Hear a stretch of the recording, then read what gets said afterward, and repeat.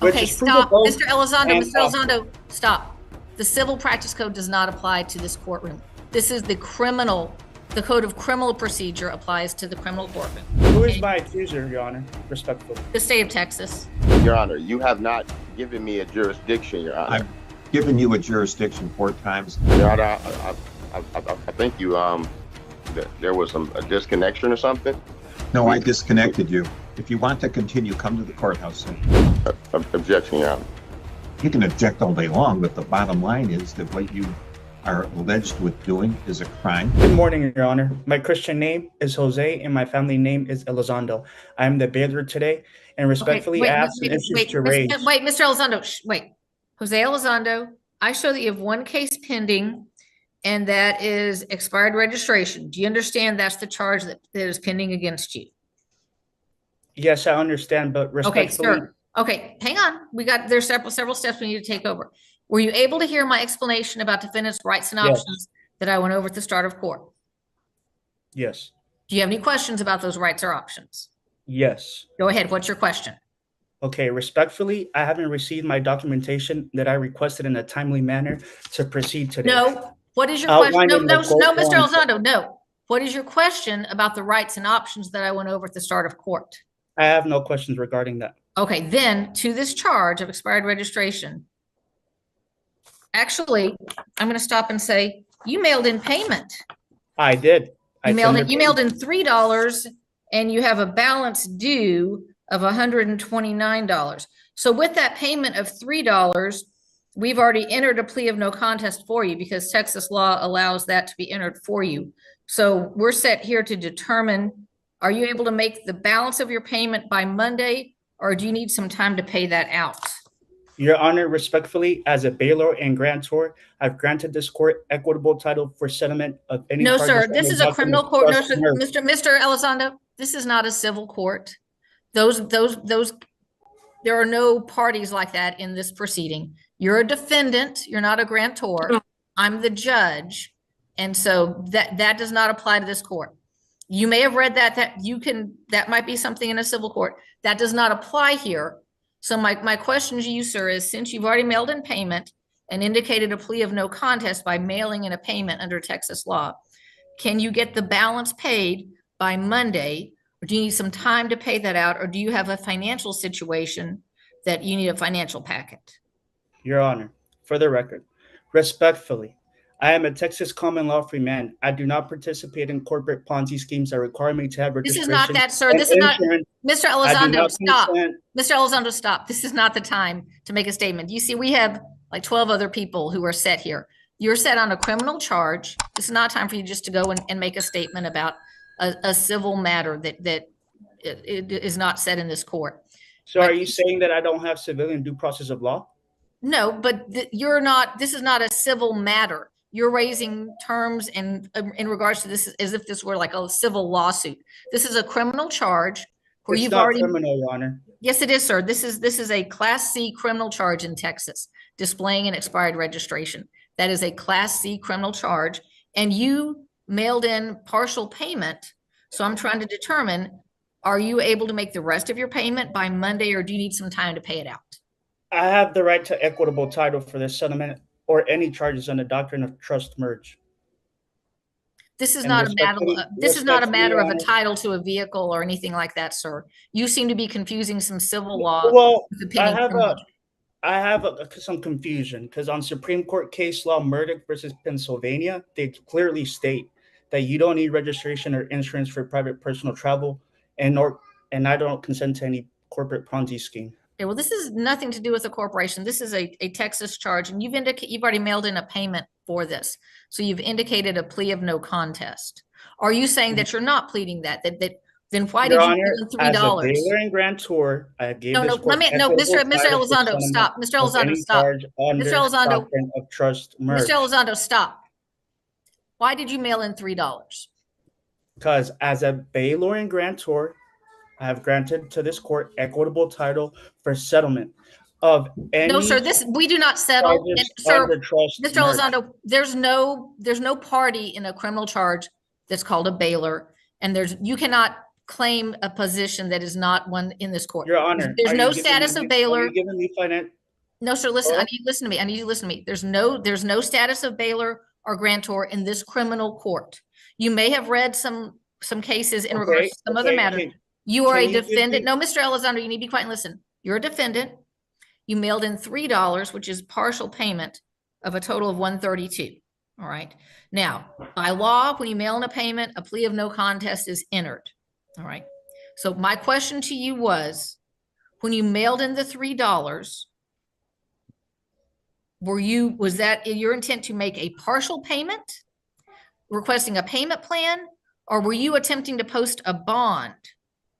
My intent was, like I said, I am the bailor and grantee. I have granted this court equitable title for settlement of any charges under doctrine of trust merge. That's my answer to your question. Okay, that is not an answer that applies in criminal court. So based upon your payment of $3, the court has already entered a plea of no contest, and I'm going to order that you get the balance paid Your Honor, within 30 respectfully. days. Okay, Your Honor, respectfully, with those documents that you have, I didn't receive any documentation requested in a timely manner to proceed today. Outlining my Sir, full sir, intel if under you- Chapter 66 of Texas Civil Practice Code, which Okay, is stop, provable Mr. Elizondo, and Mr. Elizondo, stop. The Civil Practice Code does not apply to this courtroom. This is the Code of Criminal Procedure applies to the criminal courtroom. So the Civil Code does not But apply. I still have a civilian due process, Your Honor. Well, And I have yes, not but entered a plea. you did by mailing it in. By mailing that in, that's entering a plea of no contest. You mailed in a payment of $3. Your Honor. You can Like I get the said, balance paid. the reason why I did that as a bailor and grantor, like I stated multiple times, I've granted this court equitable title for settlement. Okay, under Mr. any doctrine Elizondo, of trust merge. Mr. Elizondo, were you wanting to plead not guilty and request a trial?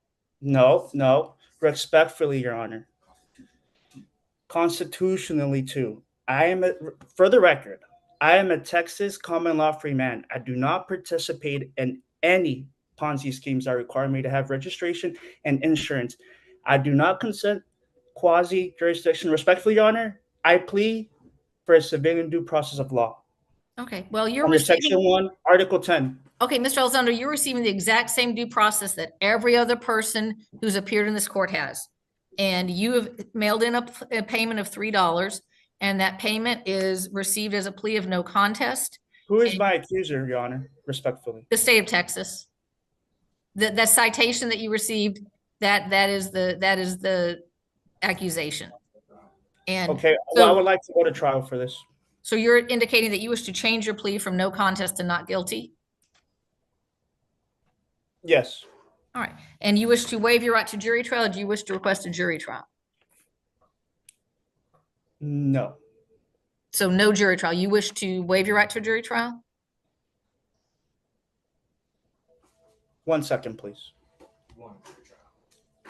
Never mind. Give me a jury trial, please. So you wish to request a jury trial? Yes. And you will be representing yourself, or will you be retaining counsel? Myself. Okay. Do you understand that if you request a jury trial, if you're found guilty, in addition to the regular state court cost, there is an additional jury trial court cost that's assessed if you're convicted. Your case is going to be reset for a pretrial hearing. That is going to be for our May contest docket, which is at 6 p.m. on May 7th. Right, the Devontae Richard matter 2A04000092 and 2A04000113. Sir Richard, if you could activate your audio and video so I know that you are hearing. Okay, thank you. Wanted to make sure you were participating.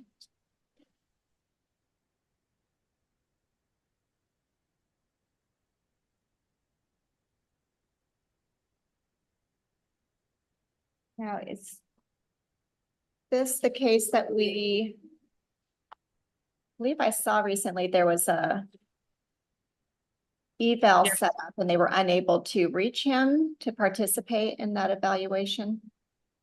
That's my understanding, Your Honor. I saw that as well. I think the last time we were in court, counsel indicated that the meeting had been set up to do the evaluation, and the date was discussed, and it looks like Mr. Richard did not appear for that.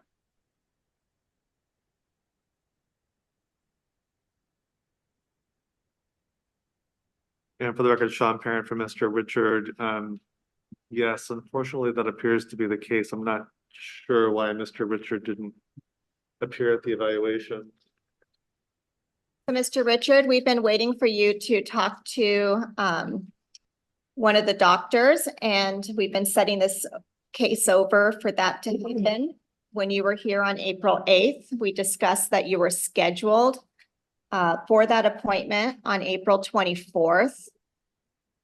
So I know that you were aware that they had you calendared. Mr. Richard, why didn't you show up for that appointment? Well, that was an assumption. I wasn't aware of anything. Well, you were at the hearing when we talked about it, so. I don't recall. You participated on Zoom on April 8th, and we discussed that your evaluation was calendared for the 24th of April. Was there anything signed for confirmation? Your attorney has been working to get that set up. So. Well, I haven't talked to anybody. Mr. Parent, have you been in contact with Mr. Richard? Looks like my office, we tried to reach him to make sure that he appeared at the evaluation, but we were unsuccessful in reaching him.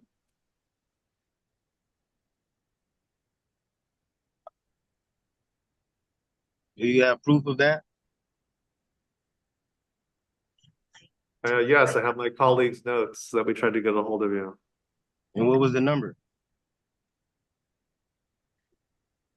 I'll tell you in just a moment.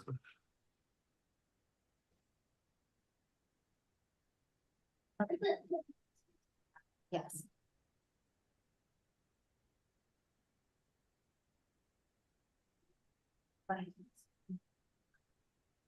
Mr. Basler, you are excused. Thank you so much for your help this morning. You're welcome. Bye-bye. So, Mr. Richard, we have the phone number that ends in 1752. I'm talking about the number you supposedly contacted the defendant on. Yeah, you're the defendant, and it's the phone number that ends in 1752. That's an assumption and presumption. I'm not nobody's defendant. I'm authorized representative of that account. Okay, so Mr. Richard, the thing is, if you cannot participate out of custody, the court may have to set bail and have you placed in custody to get this evaluation accomplished. So when you are informed of the appointment and then you choose not to appear, the court interprets that as a willful violation. Under what law are you saying that I could? What charges? What are the charges? We've gone over that. You have been told that you are charged with driving while license suspended and driving without an ignition interlock device. So I understand you disagree, but at this point we need to. I don't disagree with none of the facts. I said, what was the date? The date of the driving? Is that what you're asking? Well, I don't drive, so I'm trying to figure out the date you have on file. June 4th, 2022, Your Honor, is the charge date. Thank you. Okay, and have I been charged with anything? Yes. And what is it? What are the charges? As the court just read aloud, driving while license suspended and driving without a functioning ignition interlock. And is there a witness that you can bring to attain to that? Those are the criminal charges. You also were cited for not having insurance. Yeah, but do you have a witness? Yes, the city has witnesses. We have the officer that will be testifying. The officer. Okay, well, can you read the police ticket on the record? We're not having a trial today. We're trying to figure out whether or not you are competent and able to proceed in this matter, and that requires that you speak to a doctor. But that is what Well, we're trying how to is- accomplish. And Mr. Richard, if you Can refuse. you explain? Can you explain to? I don't understand. So can you explain to think- me how? We've How tried this to works? explain this to you previously, so what I'm gonna ask you is whether or not you are going to comply with meeting the doctor out of jail, or does the court need to set bail and have you booked into custody so they can talk to you there?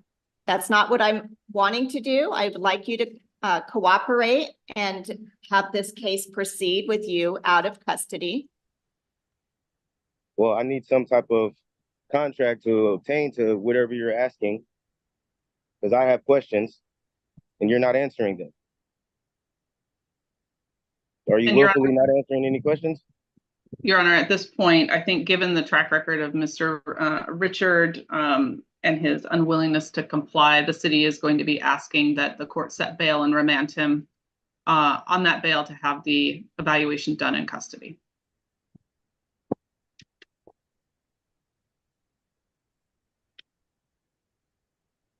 Mr. Richard, can you assure the court that you will come to an out of custody evaluation? I will agree to anything if you guys can tell me the nature and cause of this action. My Sixth Amendment right. I need to know these things before we can move further. Are you refusing to tell me? I didn't quite hear your question. What are you asking? I need to know the nature and cause of this action. I need to know that before we can move forward. Yeah, I believe that the court has told you that you're being charged with driving a license suspended in the 3rd degree and operating a motor vehicle without an ignition or lock device. Okay, well, I have a question for the judge.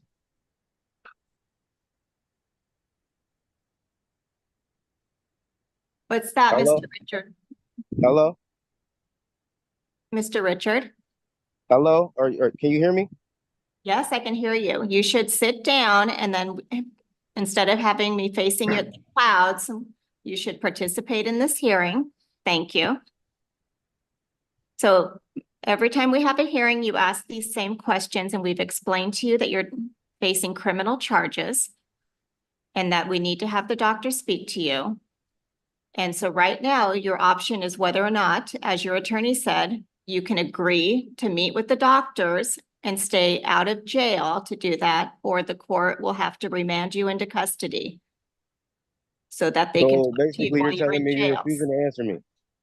You're refusing to answer any questions? That's what you're saying? Because I just have questions.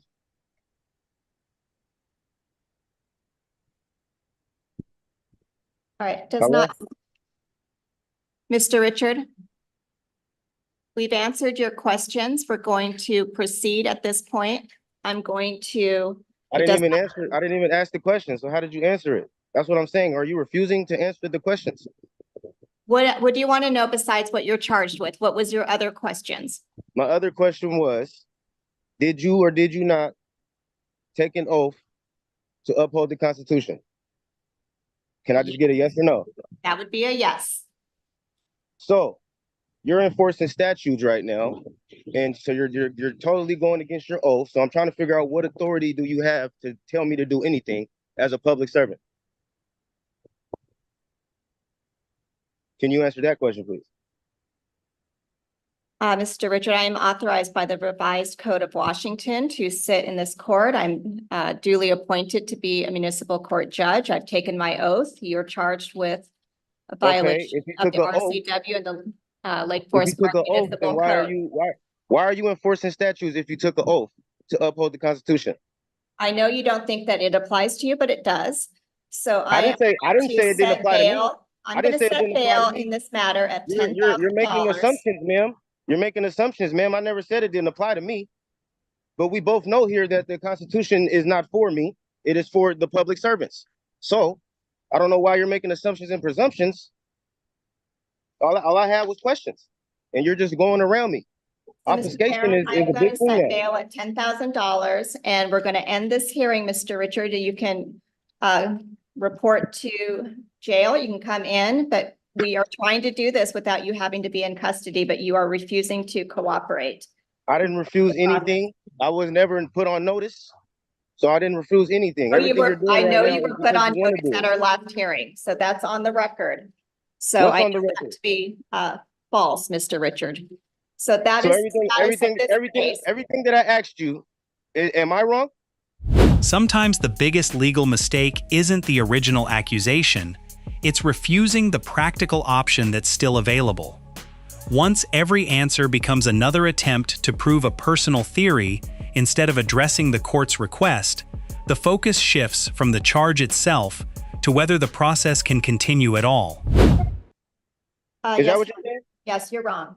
So we're I'm going to wrong. this and we are done on this matter. Mr. Parent, if he does reach out to you and something can be arranged for them, but right now the doctors have tried twice to contact you and you've taken a spot that would have been available to someone else.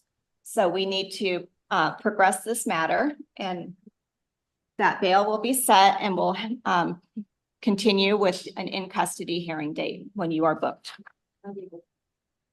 A warrant will be issued. And upon the booking, Your Honor, would the court consider amending the competency evaluation order to reflect in custody, just to kind of expedite that process? Yes.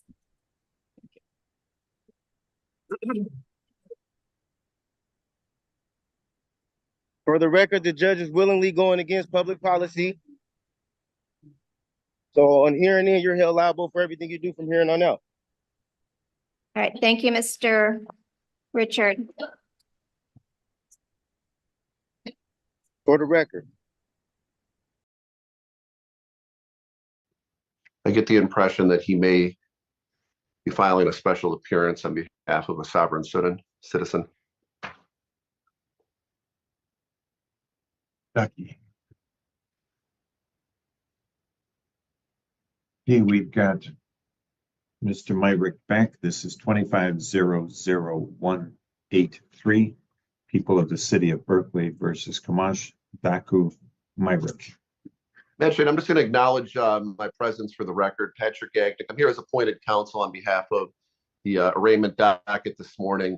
I did speak to Mr. Myrick in private. I did explain to him he does have the right to counsel. I explained to him, obviously, that right. He's indicated to me unequivocally that he does not want counsel. Mr. Myrick, is that a fair statement? That is a fair statement. So with that said, I'm here and present, but with that, I believe Mr. Myrick will address the court on his own behalf. Mr. Myrick, you have the right to decline counsel. You also have the right to change your mind. If you do, just notify the court. Yes, sir. You've been charged in this citation that was issued on the 22nd day of January at about 5:58 in the morning with driving in the city of Berkeley on Henley near Franklin Street while your license to do so was suspended. Driving on a suspended license is a crime for which you could be incarcerated up to 93 days and or fined $500. You have a right to a trial. Trial can be before a judge or a jury. You can act as your own attorney or you can be represented by counsel. If you cannot afford to retain your own attorney, an attorney can be appointed for you. You'd have the right to confront and cross-examine the witnesses against you. You'd have the right to testify yourself or not to testify. In the event that you choose not to testify, your silence cannot be used against you. You have the right to be presumed innocent until you're proven guilty beyond a reasonable doubt. The court's going to enter a plea of not guilty on your behalf. No, sir. I don't even understand the charges here. The charge is driving a car on the streets of the city of Berkeley while you're not licensed. You're suspended. That's the allegation. Well, I totally understand, and I would love to plead, Your Honor. But before I have some questions on the record, before moving forward and concerning the subject matter of the jurisdiction and the nature and cause of the action that's brought against me.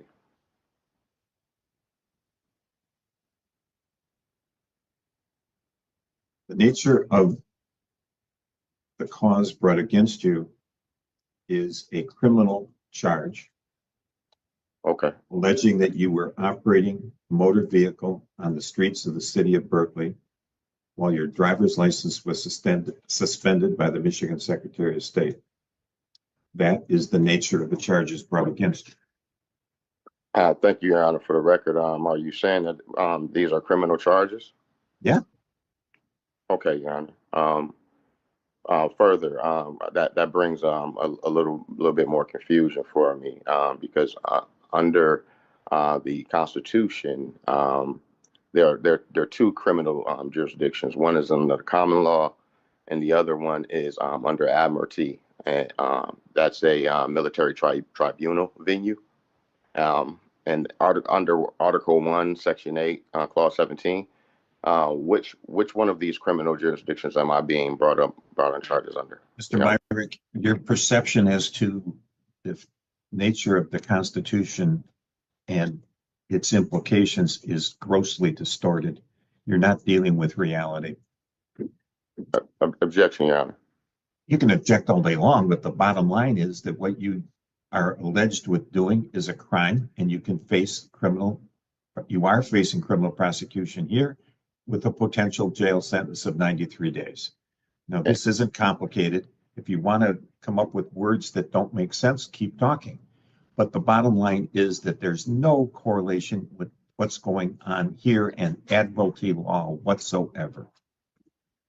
And the common law is a civil concept. We have statutes in the state of Michigan, as do all 50 of the states.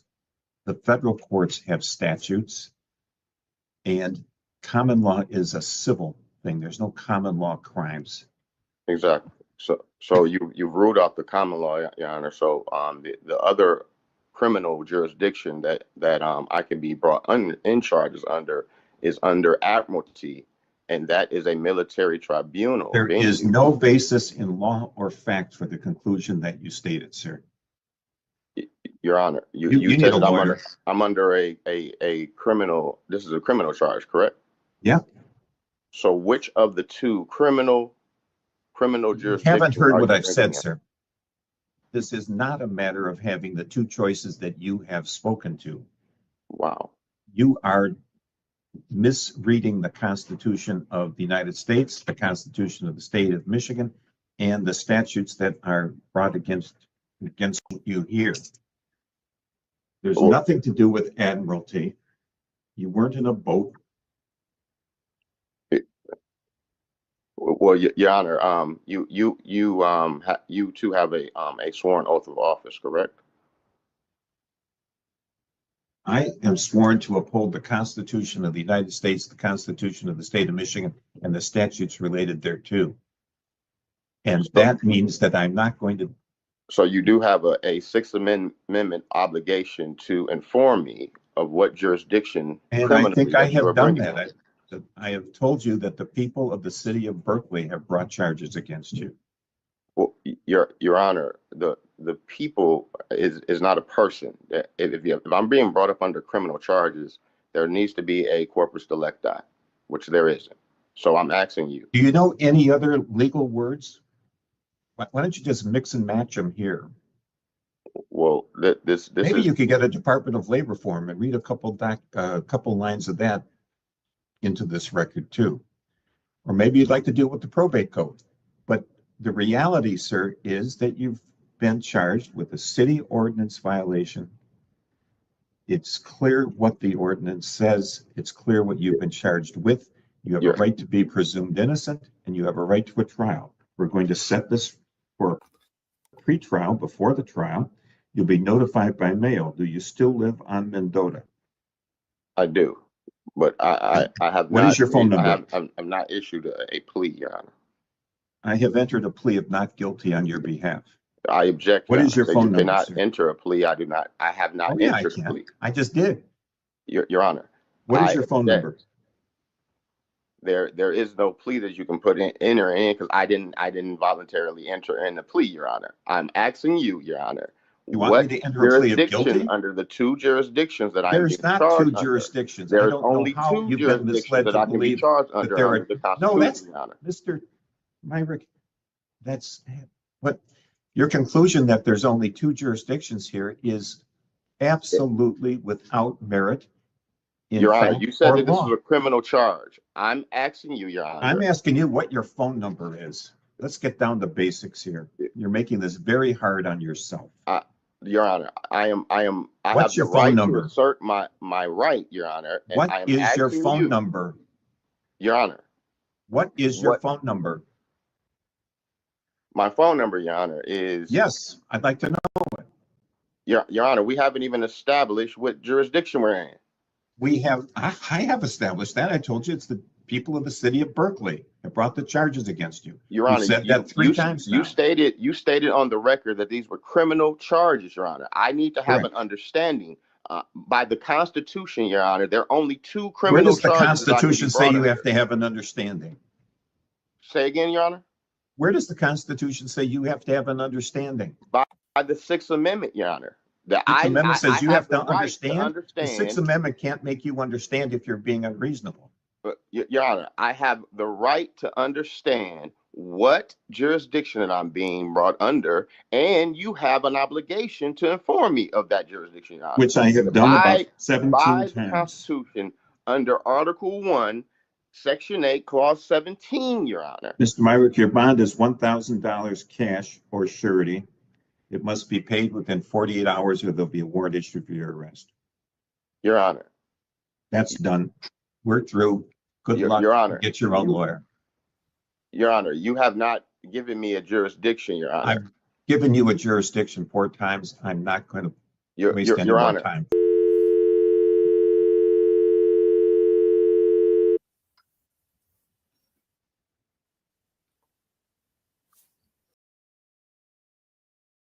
Your Honor, I think you there was a disconnection or something.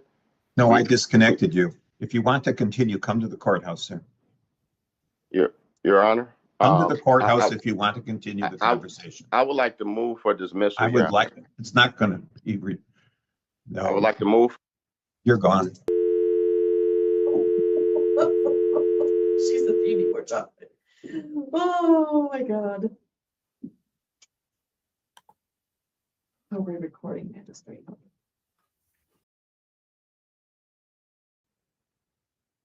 Okay, why is there a Juan Flores on this meeting?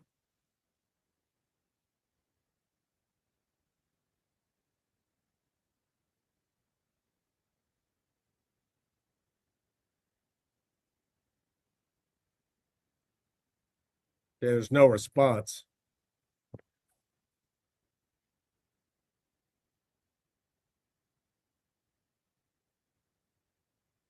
Okay, whoever's Juan Flores's box is muted, so I'm not hearing anything.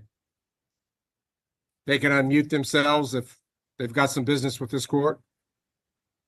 Hi, Judge. I am Counselor Flores, and I am resident McLaughlin's counselor, and they have him here right now. Okay, very good. Thank you. Yep. Jesse Travis McLaughlin. Yeah.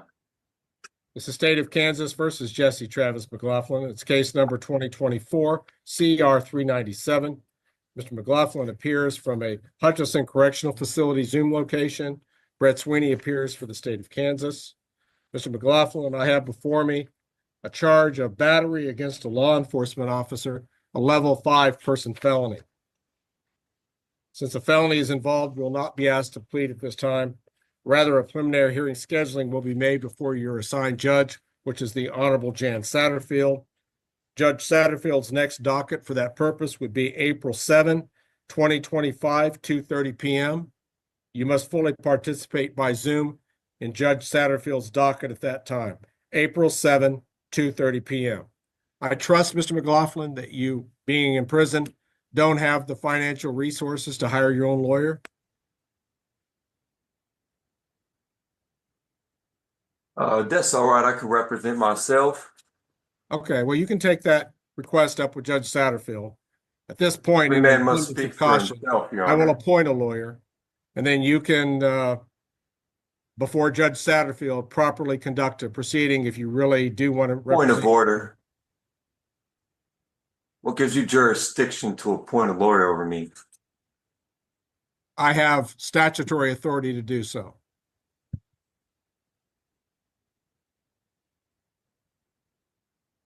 So, Mr. So Kaufman, what I'm gives going to you appoint a lawyer at this what point. gives you jurisdiction over me? You must establish jurisprudence as a point of order. I'm not going to play your sovereign citizen gibberish game. I'm not a sovereign citizen, sir. I'm All not a right. sovereign citizen. You sound like one. Well, I'm not. All right. I assure you I have jurisdiction. So we've got a court date set before Judge Satterfield. I'm going to appoint James Watts at this point to represent Mr. McLaughlin, noting he's made a request to represent himself. Again, that's to be a matter taken up fully before the assigned judge, Satterfield, at the hearing date on April 7 at 2:30 or some later time. And the court will set a $5,000 cash or professional surety bond, though obviously it's not going to affect his current incarcerated status. All right, bond set, attorney appointed, court date established on Judge Satterfield's calendar. Anything else we need to address at this time, Mr. Sweeney? No, Your Honor. Mr. McLaughlin? Apparently not. Yeah, you need to address the point of order. As a I've first addressed point all order of in the points court of order the that I'm first inclined thing to you address must today. do is establish Mr. your McLaughlin. jurisdiction. The McLaughlin matter is currently in recess, and we'll move on to another matter on the docket. I object to moving on in any manner. Objection noted and overruled, Mr. McLaughlin. All right, let's move Request a on. copy Okay, of- then. I Thank you request a to copy the of the Hudson minutes, Correctional Facility. transcripts, these proceedings. We can go ahead and take him off the meeting at this time. I'm wondering if you got those check stubs that I've entered in. I didn't get any check stubs. So Oh, yeah. Wait a minute. I did get some check stubs. Yes. You were the one that did have them. Yeah, I had a question on those because you got 2 support notices on each stub. So do you have more than one case? Yes, sir. Okay. How many children do you have? 2. Okay. This one and another one? Yep. Okay. Because I was trying to figure out, I have a feeling that what's happening is they are maxed out on how much they can take out of your checks. The reason that you keep getting hauled in is because you're not paying the full amount of child support. But at the time that they was taking the money out of my checks, they Right. issued the warrants. Right. If you owe $100 and they only collect 70, you're gaining $30 a month in arrears. And once the No. arrears hit a month, well, that's why I was asking, because the amount of child Those- support that is are these weekly checks or monthly? Weekly, sir. It's Okay. 440. They was receiving that, and at the time, And how much did they say that you owe? just now recently, Yeah. they said I was in arrears is 5,000. Okay. Yeah, because I have a feeling that's what's happening. Now But- you have the right to have this child support reviewed at this point in time. It's been 3 years since the last order, so it can be reviewed for you. But my whole thing is, I wasn't paying because last year, April, Mhm. they got a $5,000 check on my behalf From whom? from an employer, from a settlement, which was from an employer. Okay, and they confiscated all 5,000? Yep, it was. Okay, and that should have gone against any arrears. Now, their next question would be, are you sure they got it? Child support? No, the $5,000 check. Child support got that $5,000 check. Are you sure they got it? Yes, I'm sure they got it. Because what I would do if I were you is ask for an accounting of the case to make sure they got it. And accounting will give you a computer readout of every month that you owe and every payment that's been made. And they do it in writing. So if you write them and ask for an accounting of your child support, because some of this stuff will not be in the court file. The court file is a public file. So the court does not know how much your arrearage is unless they apply for a show cause. Okay. Okay. And I haven't been paying recently because I was under the impression that the obligation is $445 a month. Well, it looks like how have you not been are you not employed anymore? I'm at work right now. Okay, well, it's because the employer automatically takes it out. Right. I just started this job, and Okay, then you have to notify the front of the court what job you changed to, so that they can apply it to the appropriate because they issue an automatic income withholding order. Again, that does not go in the court file because it contains some very specific information about you, and you don't want that public information. This is what I'm trying to say to you, sir. Hmm? They received $5,000 last And I told you what to do to deal with that. April. Yeah. I was under the impression cover the rest of the year. I did not know that they No, they don't cover anything forward. They only cover things currently owed. Right. Okay. They can't hold money forward. If they have an overpayment within 48 hours, they will send you back a check for the overpayment. Okay. Well, they still was in breach of contract. There is no contract. This is the law. That's not a contract. Is this They're Zoom following- just about child support? Yeah. Sorry, Ms. Cry. That's what his motion's about. And So- why did I have to join? I'm thinking this for Well, my because motion. you have a motion. Yes, I do.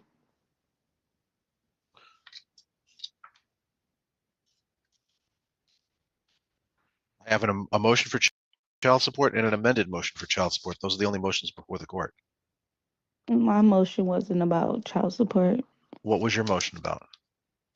It was basically just for me trying to get his rights and stuff revoked. I did all this We stuff. like, we don't revoke rights in a parent in a family law case. you should have been getting some paper. I did all this stuff Well, last week. that motion would be automatically denied because we do not revoke parental rights in a family law case. That has to be done in a neglect case, In a what case? an abuse neglect case. So why did they have me filling out the papers? I And have no put the- I have no idea. I don't know what papers you filled out. I don't have them. Mm. Okay. So I'm sorry, I didn't know you had a motion. But I was going to ask for your input before we finish this. I'm just trying to deal with his issues on child support. Okay. He seems to be under a misapprehension that this is a contractual relationship, and it's not. It's a statutory relationship. Okay. The front of the court is following their statutory authority to collect child support on behalf of the child. So that's what's necessary, and they will automatically follow their rules and the statutes in doing so. The court tells them when or if child support should be reviewed. And again, I've informed you, sir, Mr. Miller, you have the right to ask for a child support review if that's what you're asking for. But yeah, if you're not paying support, they're going to be hauling you in to explain why you're not paying. Well, I also was sick. Okay, that's fine too. But again, you're going to have to explain why the payments weren't being made and why you owe. Payments wasn't being made because I was under. You're under a misapprehension, not an understanding. So that one I could tell you you're wrong on. So the best you can do is ask for an accounting to make sure that all money is accounted for and all payments are accounted for. Now, do you want this sent to the front of the court for a child support review? I want this case closed and dismissed. It's not going to be closed and it's not going to be dismissed. So even though they were receiving the full monthly obligations, it's okay for them to. If you owe, they're going to haul you in to find out why you're not paying the amount. And we wasn't receiving I wasn't receiving no full amount. Well, ma'am, part of this, you're not going to receive the full amount. You're on state aid. The reason that this case was brought by the state of Michigan because of your state aid. When you're on state aid, the state mandates the child support be paid in accordance with the law, and then they confiscate portions of that child support to reimburse the state for what they're paying on behalf of the child. Is this Admiralty Maritime Court law? No, it's not Admiralty Maritime Court law. This is the state of Michigan. We are not in the middle of an ocean. Because the flag in the back got a gold fringe on it. Yeah, don't even do that bull. That's a bunch of bull. You have it is a United States. I don't know what you're receiving, ma'am. But this case was brought by the prosecutor's office on behalf of DHHS because of state aid involvement. Oh, I don't receive anything. I haven't since. Okay, well then once you stop that, then you should be receiving the full amount, but the state will confiscate part of anything that's still owed to them from any child support collected. Right now, I'm not sure how much the arrearage is. Obviously, there is an arrearage. So, no, the UCC, the Uniform Commercial Code, does not apply to this court, sir. This is a family law court. That you don't have on the gown either, so you're not. You're right. That's because I'm an appointed judicial official, not an elected judicial official. So yes, I have a full authority. I am sworn in. I am an attorney prior to being in my judicial capacity. So yeah, I have full authority, and the authority is given to me by statute as well. So I follow the statutes, the laws that I have to follow. So this statutes and codes, it's not actually law. It's not code, it's law. It's statutes. It's the laws of the state of Michigan. Statutes and codes. Statutes, no codes. The Uniform Commercial Code does not apply to this court. Ouch. All right. Do you want the child support review or not, sir? I do want the child support review. Okay. In that case, I will send this for a child support review. Ms. Cry, any questions, ma'am? Nope. All righty. I will look at your motion when I do receive it, ma'am. I don't know when it's scheduled for, but it was not scheduled for this morning. Okay. That's what I thought this was for. Yeah, Okay. no problem. This was for his motion. Uh-oh. All right. All right. Mhm. Have a good morning to both of you. I'll send this to the front of the court for child support review. Have your most recent current pay stub available. Both of you. I'm under the impression that there's a warrant.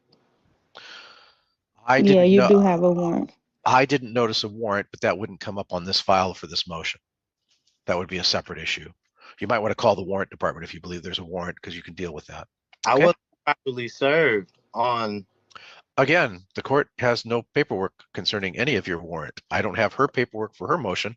I can't advise on things that I don't have before me because I need to look at them before I find out if they're properly served or not. Call the warrant office and find out what's going on if you believe there's a warrant. This is the first I've heard of it. This is the motion for support. This is the motion for support, and that's why I'm sending it to the front of the court for child support review.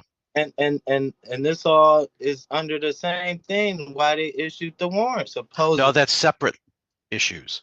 This is ongoing support. Your warrant is about back support, if there is one. Okay. Yep. Two separate departments. All righty. Good luck. Have a good morning. Take care, everybody. Motion's granted for support.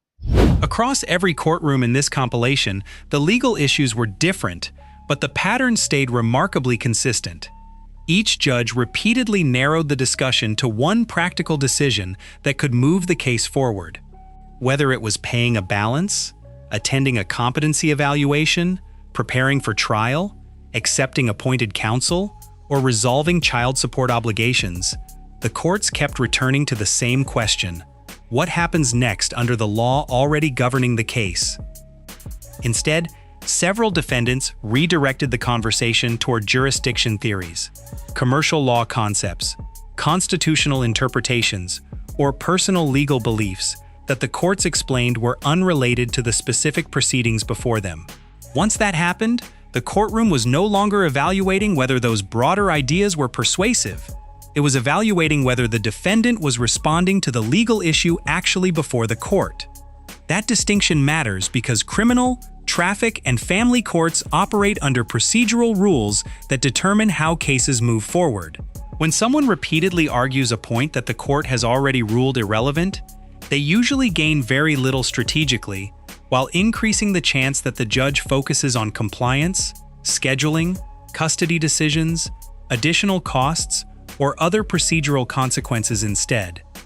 One phrase often associated with sovereign citizen arguments is the belief that changing legal language changes legal obligations. These hearings show something different.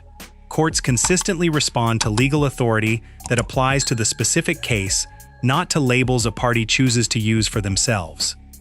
The larger lesson isn't about winning an argument. It's about recognizing that every courtroom has a defined legal process, and every decision either moves someone closer to resolving the case or further into procedural consequences that become harder to reverse. Sometimes the most important turning point in a case isn't the final ruling. It's the moment someone decides whether to work within the process or continue arguing outside of it.